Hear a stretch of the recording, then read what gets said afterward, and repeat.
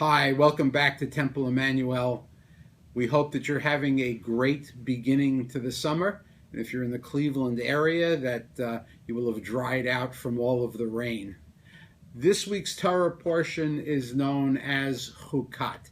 It starts out with the laws of the red heifer, the laws that allow all Israel to come together to pray and offer sacrifices, even if they have been made ritually ineligible due to the contact with the dead. And in fact, during this Torah portion, we see the death of both Miriam, Moses' sister, and Aaron, Moses' brother, as we now talk about the last few months of the 40 years of wandering in the wilderness.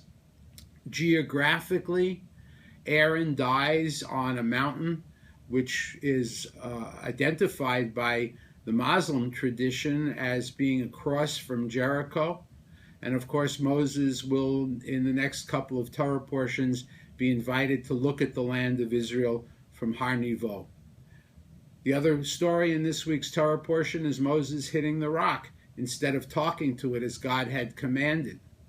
All of these come together, and by the end of the Torah portion, the Israelites are camped in Moab, which is the central part of what we today call the Kingdom of Jordan, looking out towards Israel, which is towards the west, waiting for the last few months of their wanderings to end.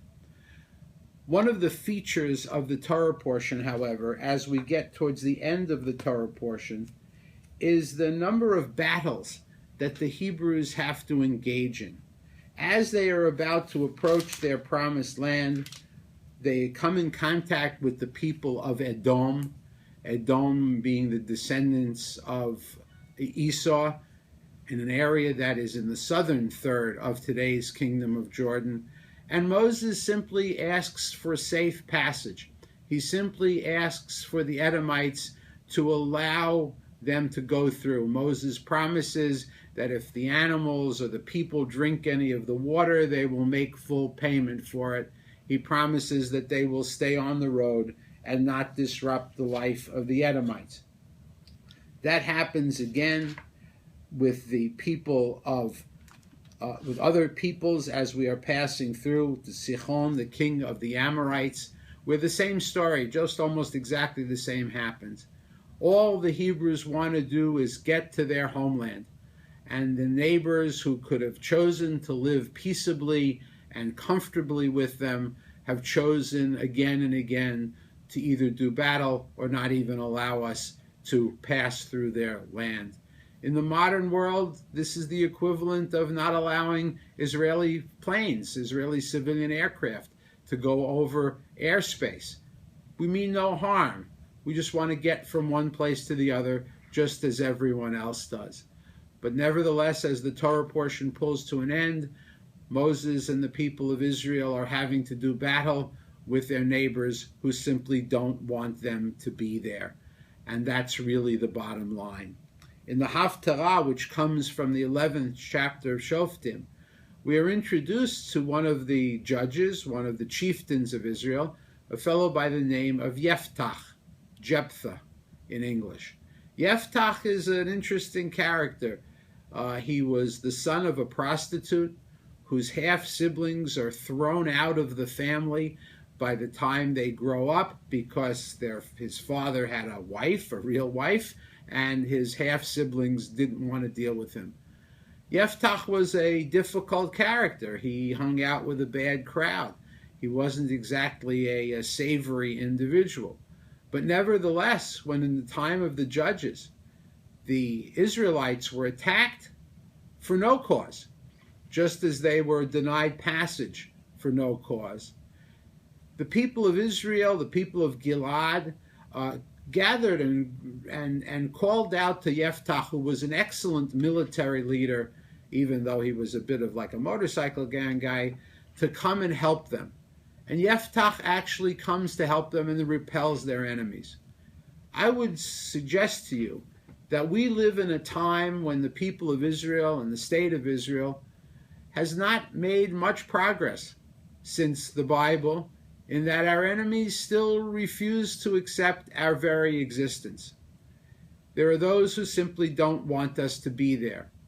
It is sometimes manifest in hostile acts, military acts from Hezbollah or from Hamas. Sometimes it is acted out on the international stage in things like the BDS movement, who attempt to equate anti-Zionism with the politics of today's Israel when what they're really talking about is anti-Semitism. But the biggest challenge to the Jewish people today, like the challenge that we see in Yeftach and the challenges that we see in the book of Bamidbar, is not the enemy from without, but the arguments from within.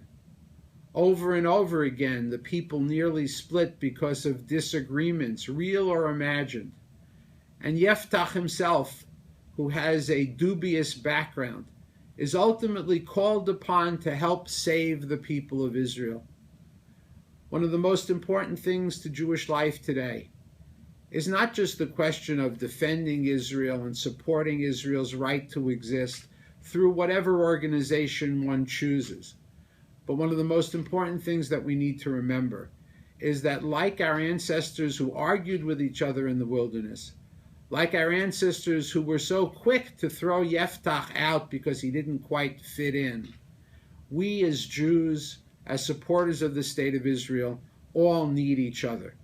We need to find a common ground. We need to find a common language so that, like our ancestors, we can help build and strengthen our promised land, not only for us today, but for generations yet to come.